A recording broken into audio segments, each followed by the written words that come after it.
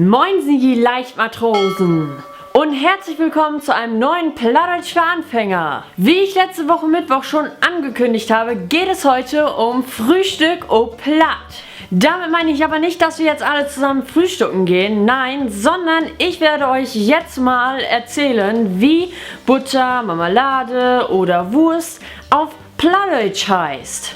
Wenn ihr dann beim Frühstück sitzt, dann könnt ihr schon ein bisschen Plattdeutsch lernen, entweder mit oder ohne Vokabelheft, oder ihr setzt euren Laptop einfach mit auf den Tisch und spielt dieses Video ab. Nun aber genug gesabbelt, auf los geht's los. Los! Marmelade, Marmelade. Wurst, Wurst. Butter, Botte. Käse, Käse. Honig, Honig. Brot, Brot.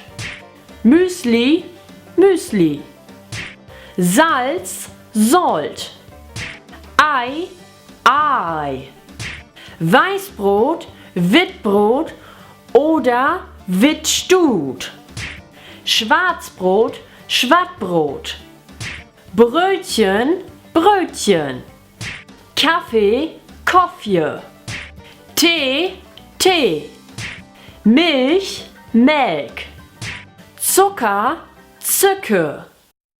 Das waren jetzt alle Wörter, hoffe ich mal. Wenn euch noch irgendwas einfällt, schreibt mir das gerne in die Kommentare.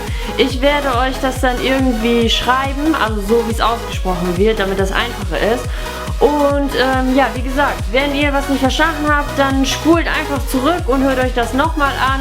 Und ja, das war's auch schon wieder. Ich hoffe, euch hat mein Video gefallen. Wenn ja, gebt mir doch gerne einen Daumen nach oben. Und wenn ihr mich noch nicht abonniert habt, dann dürft ihr das gerne da unten irgendwo tun. Und ja, hier oben geht's zum letzten Video. Und dort geht's zum vorletzten Video. Wir sehen uns, Saufdach oder Mitwegwehr.